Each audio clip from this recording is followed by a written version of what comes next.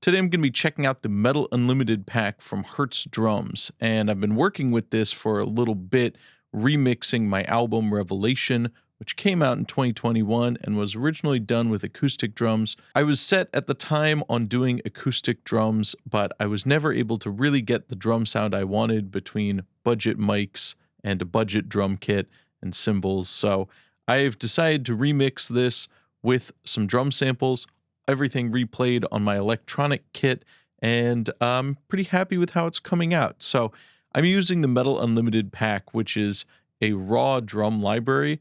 They're completely unprocessed, just the sound of the drums going through a nice console, but there's no compression, no EQ. So we get to play with them almost like they're acoustic drums, but without the problems of acoustic drums, which is they're hard to record. They have to be well tuned. They have to be nice drums. You have to have good mics.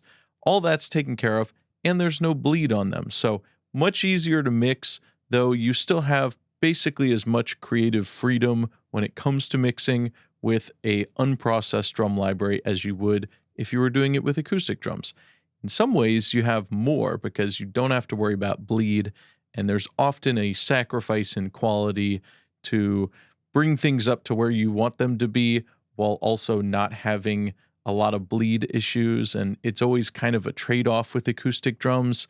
You want the snare to cut through, but you don't want to turn up all the cymbals along with it, and the cymbals don't sound very good through the snare mic, so you end up kind of having to mess with the drum sound a lot to get it up to metal standards, unless you're going to go the way of sampling, in which case these are all sampled. And if you're going to sample anyways, why not just do it on an electronic drum kit? That's what I think. So first I'm just going to play you the drums on their own with no processing on them, so you can hear the raw samples with the same levels that I've mixed them in the song. And then I'll turn on the effects, and again, everything's level matched, so we're just going to hear the difference my processing and mixing adds to the raw drum samples. Then we'll do the same thing in the mix, so you can hear how it comes alive in the context of the song. And then I'll walk you through what I've done with my whole mix and all the processing I've done with them. I've got a few tricks to show you, and there's going to be more processing than I would have to do on a normal sample library where a lot of that's already been done for you.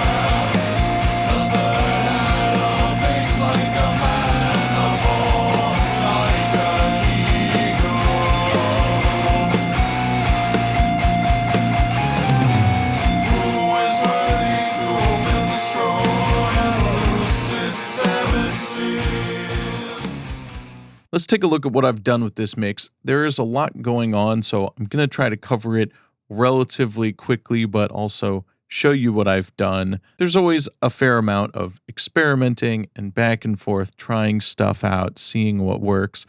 And with a raw drum library like this, you really have room to play around. And sometimes you need to pull out some tricks because there isn't some of that going on in the background. So you have to get creative with things, and I've got a little extra going on here than I normally would. So let's start with the drum bus. And I'm not always a top-down mixer, but I do like to work in bus processing where possible, and it's usually pretty mild on drum bus. So here we've got, first up, the SSL bus compressor. This is kind of my normal settings. It's not doing a whole lot. And then I've got the K-Clip 0 just to do some limiting. Again, very gentle. You can see it's not actually boosting anything, just providing a little limiting. Then I've got Coldfire from Arturia.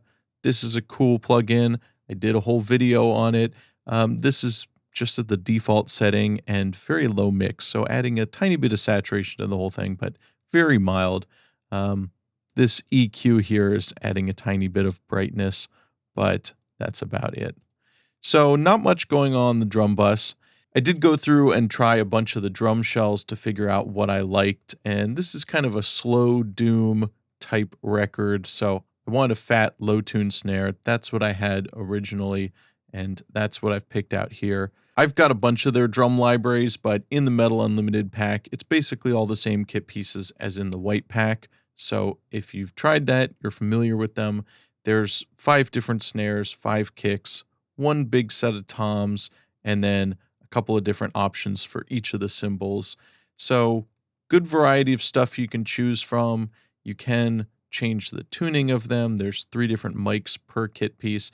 And up here in this mixer panel, we do have some good controls, which even with an unprocessed library like this, it's good to play around with these. You can see on the snare, we've got a sub channel, we've got the effects channel. And you might wonder, what does the effects channel do in a raw drum library? Well, there is the optional effects channel, which has some stock processing that you can blend in.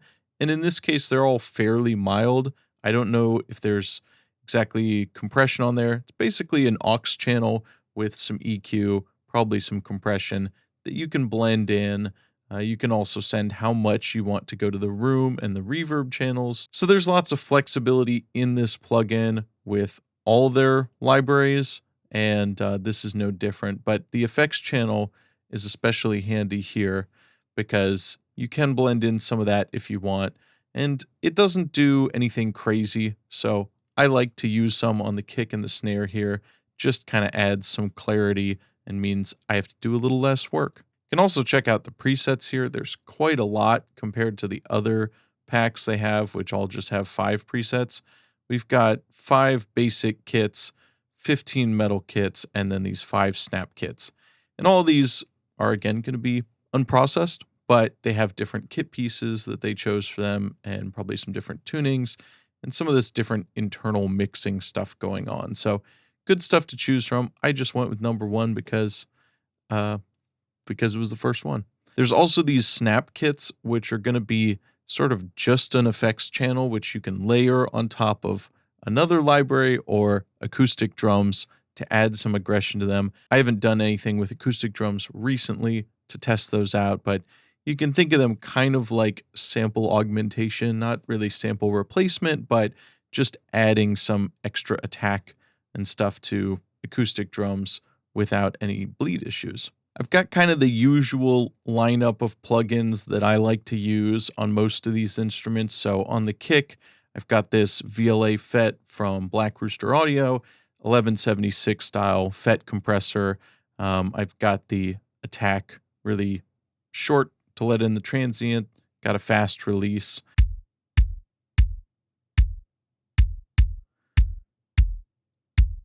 So this compressor is actually really mild here, not doing a whole lot.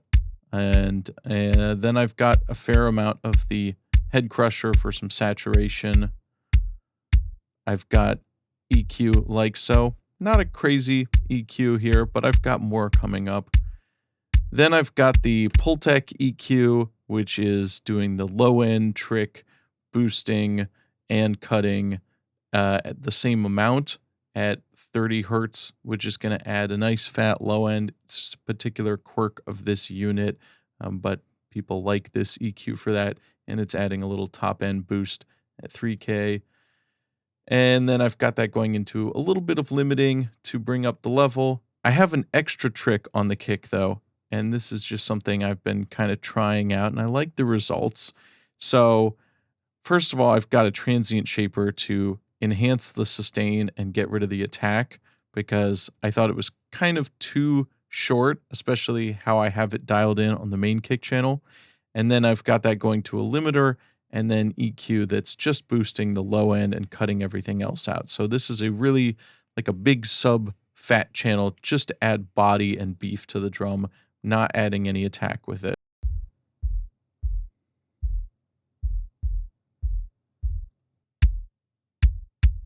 So here's the full kick sound, and if I take away that extra channel,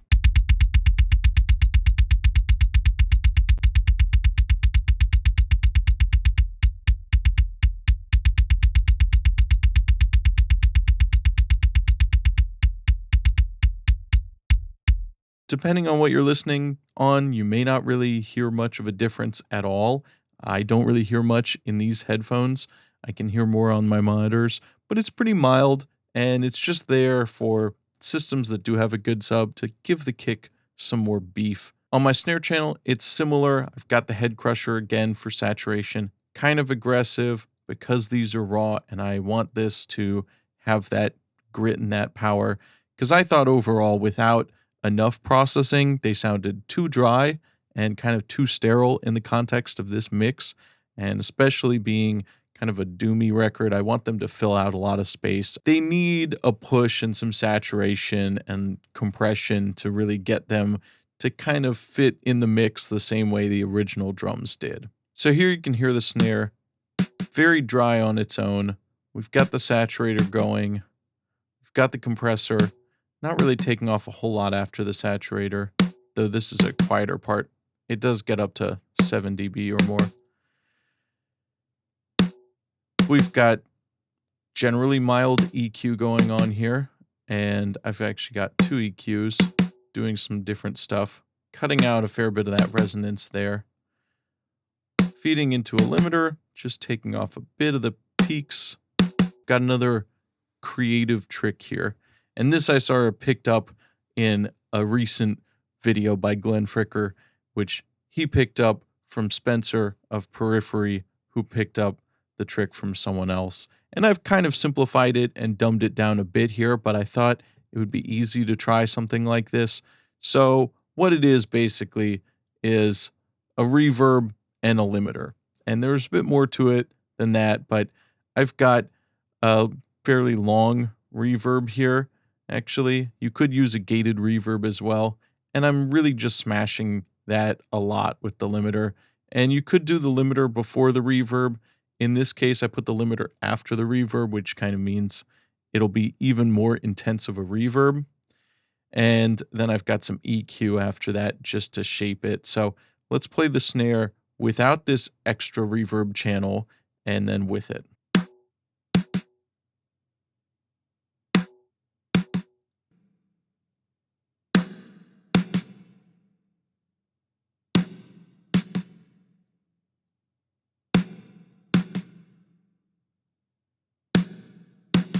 Depending on how far you go with it, you can get a very processed sound, and you could even add more to this. You could add some saturation or an extra compressor. I wanted this to retain some naturalness, so I haven't pushed it too far, but in some other mixes, I've been experimenting with this and pushing it even further. And it's an easy trick. Just send your snare to an auxiliary channel and limit it really aggressively, throw a reverb on it, play around with it, see if you like it. It can be fun.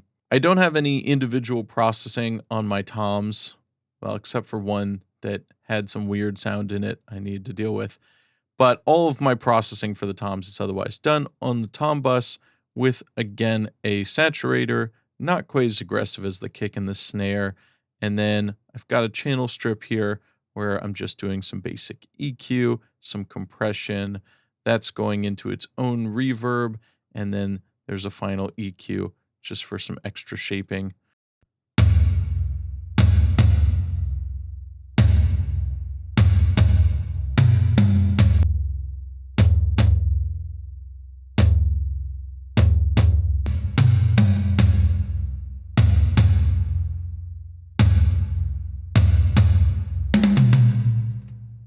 So you can see pretty massive tom sound, and the drums themselves don't sound big. You could go for a much more natural vibe with this, or if you want that big, cavernous, compressed tom sound like I like, then you can do that too. And you can push it as far as you want. Next up, I've got the overheads, and there's kind of a lot going on here. Cymbals can be tricky, and there's always stuff I hear in there that I want to deal with. So I have a lot of processing on this one. Sometimes I don't use much, sometimes I do. First up is Gullfoss. This is doing some kind of automated EQ stuff. Not a whole lot, just kind of polishing it up in the similar way that a plugin like Soothe might, doing some automated corrective EQ. Then I've got an EQ like so, boosting some of the top end, cutting some of the low end, dealing with a few problem frequencies pretty aggressively here. That's going into a very mild compressor, again, the FET compressor, and then another EQ into a saturator, doing a lot of saturation actually. I really wanted to drive these hard, and then I drove them more with a second saturator. Might seem excessive, might be excessive, but it doesn't sound overly distorted. I kind of wanted to bring this mix a little back to where I had the original mix with the acoustic drums, which were kind of messier and they just took up a certain amount of space. And I didn't want the overheads to sound too clean. I do want it to be cleaner than the original mix, which had plenty of problems, but I I also wanted to retain some of that vibe and some of that aggression in the cymbals. Then I have a little bit of reverb on those, and that EQ's not doing anything. So here is the overhead channel.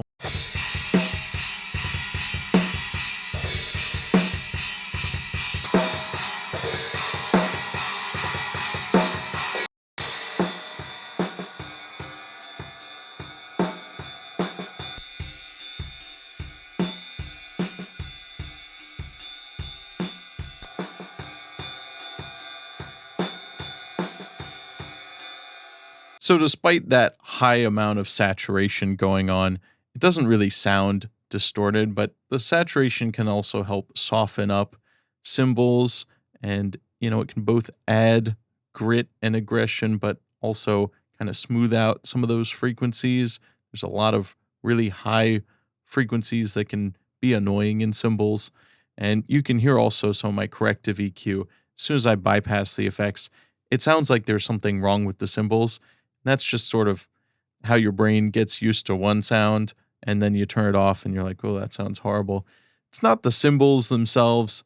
It's just once I've done that EQ, it's hard to unhear it in this context. My room channel is also a bit aggressive, and I'm doing a lot of notches here for some cymbal problems, and then boosting a lot of the kind of airy frequencies, more saturation on this, and then some very aggressive compression. So let's look at that.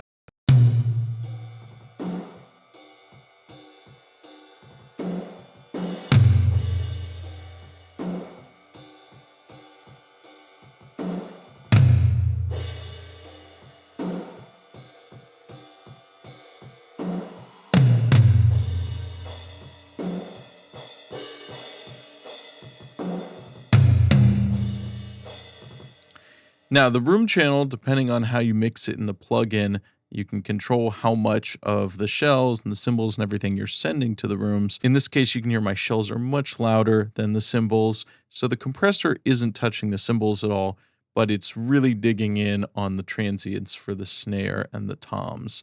And I'm not sending a whole lot of kick there either. I can have that big roomy sound on the shells and keep it fairly loud in the mix without having it being completely unbalanced and not being able to hear the cymbals in the room. So that's why I've set it up like that. And I've also got the reverb channel here, which I haven't actually processed at all. And as you see, the shells already have individual reverb on them, so they don't necessarily need a whole lot.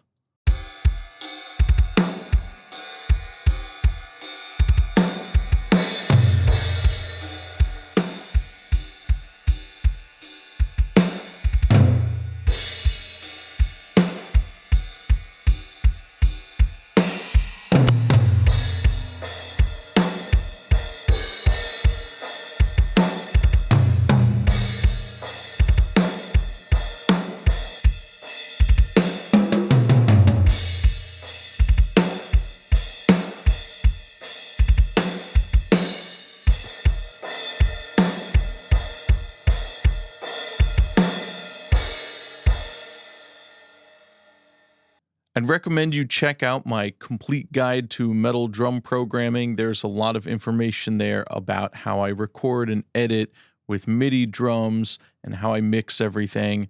A lot of the same concepts have been used here, but I've taken everything a step further because I'm starting from scratch essentially.